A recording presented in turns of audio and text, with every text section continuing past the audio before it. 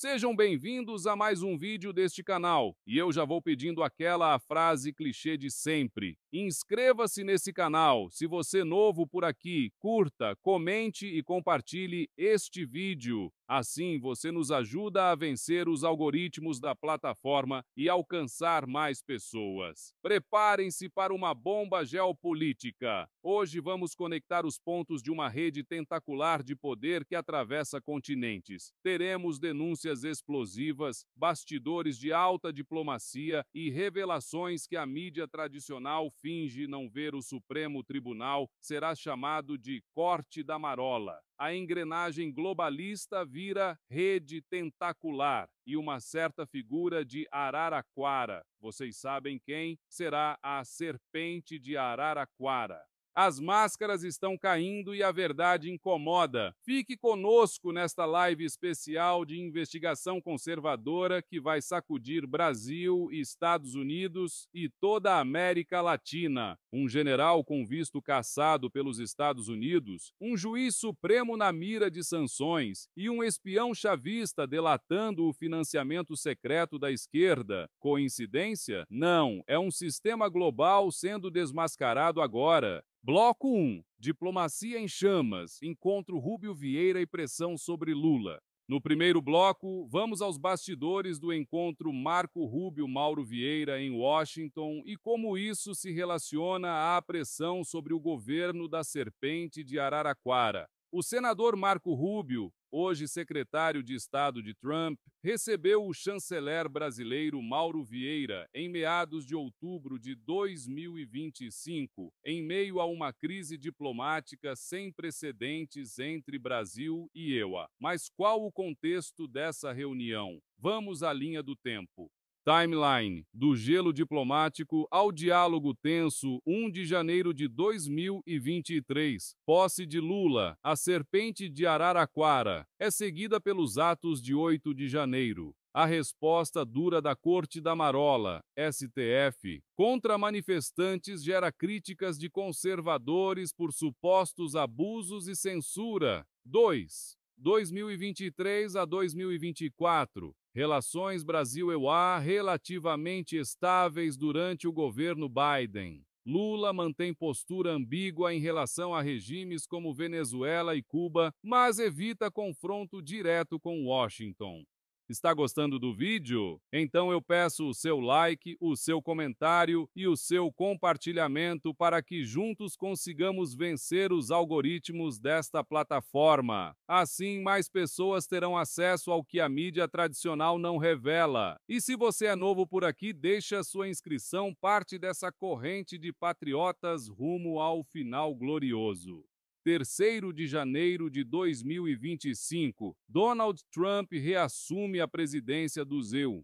Marco Rubio torna-se secretário de Estado. A postura dos Estados Unidos endurece. Prometem não tolerar perseguições políticas a aliados conservadores na América Latina. 4. Abril 2025. O filho de Bolsonaro, Eduardo, inicia ofensiva em Washington contra o ativismo judicial da Corte da Marola. Parlamentares republicanos do ZPEU, como Cory Mills e Rich McCormick, ecoam denúncias de censura no Brasil e até cogitam sanções Magnitsky contra autoridades brasileiras.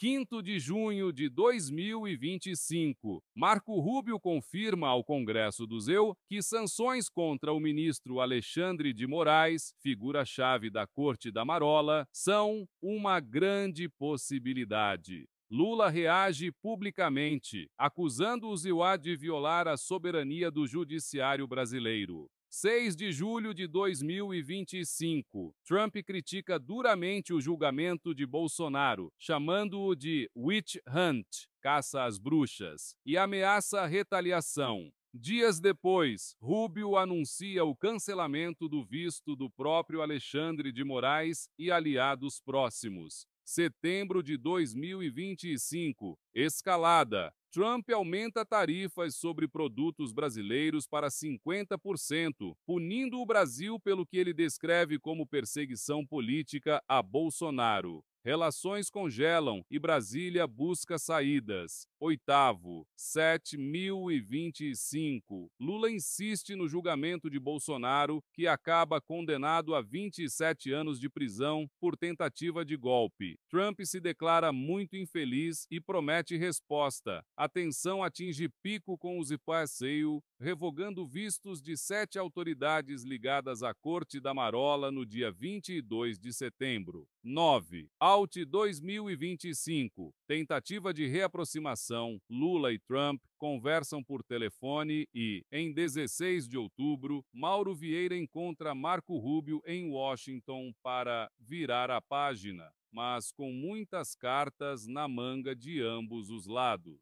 Como vimos, essa reunião não foi cordialidade gratuita. Ela ocorreu após meses de animosidade. O Brasil queria aliviar tarifas e sanções. Os BUISA queriam garantias de respeito à democracia e um fim na perseguição a opositores. Objetivos oficiais do encontro. Segundo o comunicado conjunto, Rubio, Vieira e o representante de comércio Jameson Greer concordaram em colaborar em múltiplas frentes e trabalhar para agendar um encontro entre Trump e Lula o mais breve possível. Ou seja, buscam normalizar relações e discutir economia e comércio.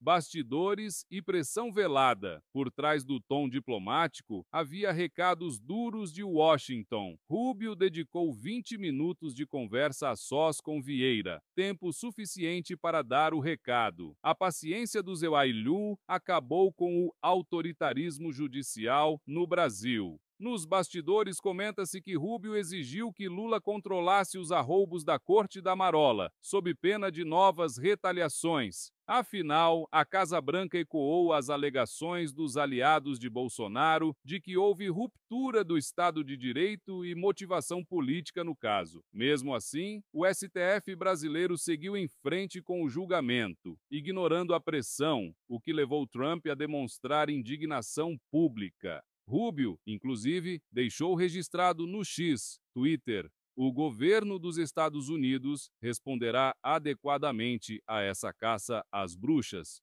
Essa frase revela que o encontro em Washington não era apenas sobre tarifas, era um ultimato diplomático. Podemos imaginar Rubio dizendo a Vieira: façam as pazes com a liberdade de expressão ou esqueçam as benesses comerciais. Enquanto isso, Lula tentava mostrar otimismo. Em entrevista no Brasil após o encontro, elogiou Trump e disse que ambos, como líderes octogenários, deviam dar exemplo de cordialidade, não conflito. Uma fala diplomática, claro, mas que contrasta com a realidade tensa dos bastidores. Contradição notável. Lula exige que os IMEUA respeitem a soberania da justiça brasileira. É inaceitável presidente de qualquer país comentar decisão do Supremo de outro país, bradou ele, ao mesmo tempo em que sua própria base política é acusada de subverter soberanias alheias. Aguarde o bloco 4 sobre o foro de SP. Essa hipocrisia não passou despercebida pelos americanos. Rubio rebate que a Corte da Marola não só viola direitos de brasileiros, mas até de americanos, ao censurar plataformas globais. Ou seja, Washington argumenta que tem sim interesse legítimo. Os tentáculos da censura no Brasil alcançaram cidadãos nos INEUA, então não fiquem ofendidos se reagirmos. Enquanto a serpente de Araraquara fala em soberania, a rede tentacular já enlaçou vários países e Washington acaba de dizer basta. Bloco 2. Sanções globais. A lei Magnitsky mira a Corte da Marola. Agora vamos aprofundar o movimento histórico do Zepauabo de sancionar membros do Judiciário brasileiro, em especial o ministro Alexandre de Moraes, nosso czar da Corte da Marola. Algo impensável anos atrás, juízes de uma democracia formal sendo tratados como párias internacionais. Como chegamos aqui? Timeline da indignação à ação punitiva dos Zenempassi 2023. Alexandre de Moraes já era alvo de críticas internacionais por sua cruzada contra perfis de direita nas redes e prisões de opositores sem aval do Ministério Público. Elon Musk o acusou publicamente de promover censura após Moraes mandar bloquear o Twitter no Brasil que não cumpria ordens. Final 2023. Deputados republicanos nos Iowa começam a questionar abertamente se o Brasil ainda é uma democracia plena, dado o ativismo judicial. No Brasil, Eduardo Bolsonaro intensifica contatos nos Iowa, denunciando Moraes como ditador de toga. Fevereiro de 2024. Um grupo de congressistas americanos envia carta à Casa Branca pedindo investigação e sanções Magnitsky contra Moraes e cúmplices, citando supressão de liberdade de expressão. O deputado Rich McCormick, por exemplo, afirma que Moraes transformou o judiciário em arma para esmagar a oposição, proteger Lula e manipular as eleições de 2026. A pressão legislativa nos Estados Unidos ganha corpo. Maio de 2025. Em audiência no Congresso, o deputado Corey Mills pergunta diretamente a Marco Rubio se o governo Trump considera sancionar Moraes sob a Global Magnitsky Act, lei que congela bens e bane entrada de violadores de direitos humanos e corruptos. Rubio responde: há grande possibilidade disso acontecer. Foi a deixa. Ali, publicamente, o secretário de Estado sinalizou que Moraes estava por um fio.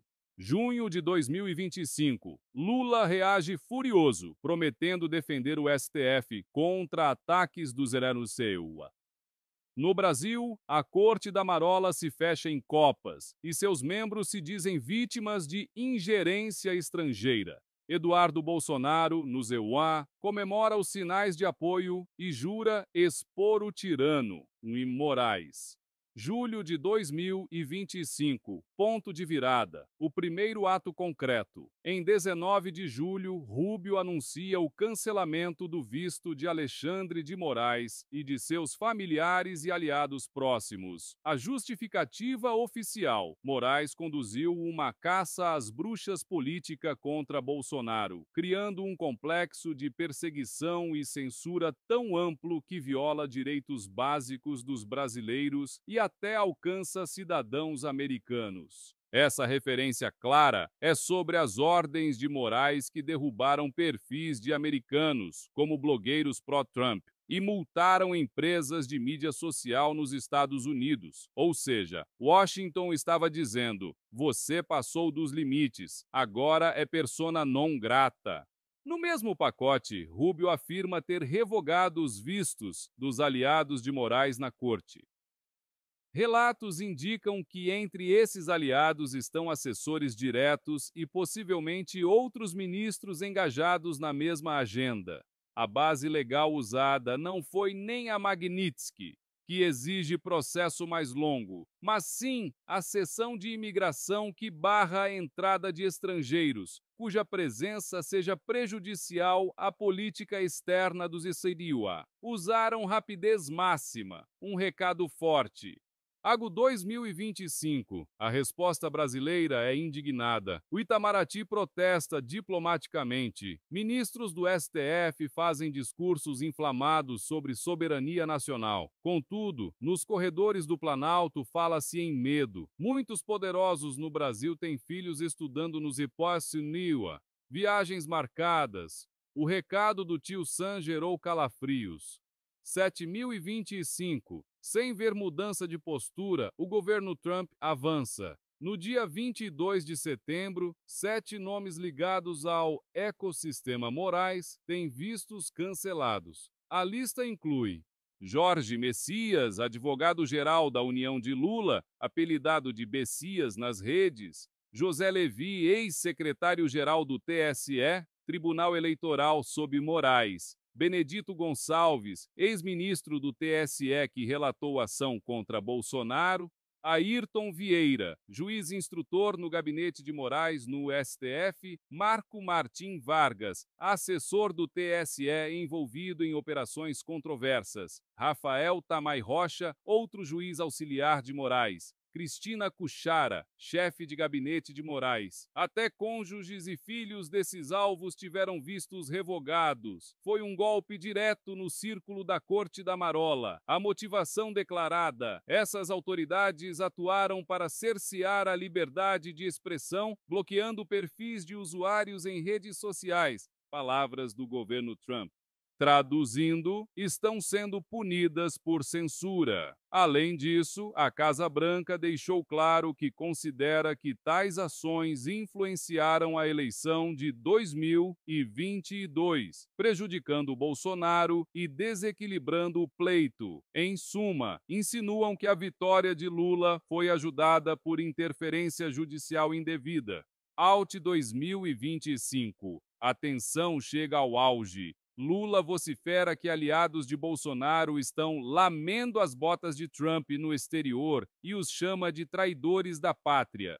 Do lado americano, congressistas discutem abertamente o caso brasileiro como exemplo de erosão democrática. Surgem rumores de projetos de lei no Capitólio para condicionar acordos comerciais com o Brasil ao respeito à liberdade de expressão e processo legal. Uma espécie de batismo de fogo para Lula. Ou garante instituições imparciais ou sofre isolamento. Nunca antes o Brasil viu seu judiciário na berlinda internacional desse jeito. A Global Magnitsky Act historicamente puniu figuras de regimes autoritários, Rússia, Venezuela, etc., por corrupção e abuso de direitos humanos. Ver juízes brasileiros mencionados nesse contexto é surreal. Mas para conservadores trata-se de justiça poética. Quem abusa do poder contra seu povo pode, sim, virar pária global. Inclusive, o Financial Times chegou a reportar que Eduardo Bolsonaro avaliava em 85% a chance de sanções contra Moraes. E não é teoria, avisa a Ban, já ocorreu de fato, e investigações financeiras estão em curso. Há reportagens sobre negócios suspeitos de familiares de Moraes, por exemplo, a esposa dele comprando 16 milhões de reais em imóveis em 2023, alimentando suspeitas de corrupção passível de Magnitsky. Aqui notamos um silêncio ensurdecedor da grande imprensa brasileira. Enquanto veículos conservadores noticiavam a carta dos congressistas e as sanções, a mídia mainstream mal deu manchetes. Por que será? Talvez por constrangimento ideológico. Afinal, admitir que o defensor da democracia Moraes entrou na mira por abuso seria demolir a narrativa. A própria New Yorker pintou Moraes como um herói contra o extremismo digital, ignorando a censura exagerada. Já o New York Times noticiou as sanções, mas com tom crítico a Trump, minimizando os motivos. É a velha história. Quando a realidade não convém, a mídia finge que não é bem assim. Chegou o dia em que um magistrado brasileiro tem medo de pisar em Miami. A Corte da Marola tremeu quando percebeu que a comunidade internacional acordou para seus abusos. Essa história ainda não terminou. Como veremos no próximo bloco, até generais brasileiros estão entrando nesse xadrez explosivo. Se você chegou até aqui e novo no canal, deixe sua inscrição, curta essa transmissão, deixe seu comentário que mais chamou a atenção nesse vídeo e compartilhe este material para que mais pessoas tenham acesso à informação.